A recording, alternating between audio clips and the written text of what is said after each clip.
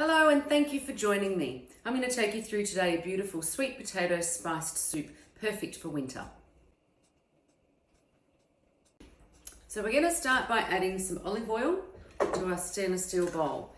We're going to pop it on expert mode for 3 minutes at 120 degrees. I'm going to pop in my leek and my roughly chopped onions.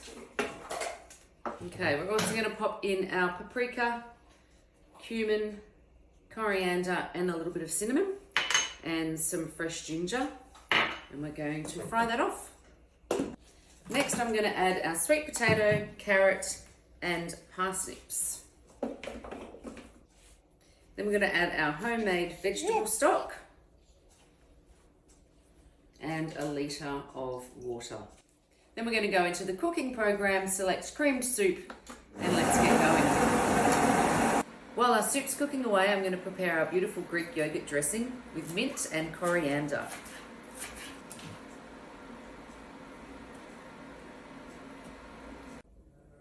And here we go, our beautiful creamed soup all done in our beautiful Cook Expert. We're going to serve that up with some delicious Greek yogurt, mint and coriander. Bon appetit!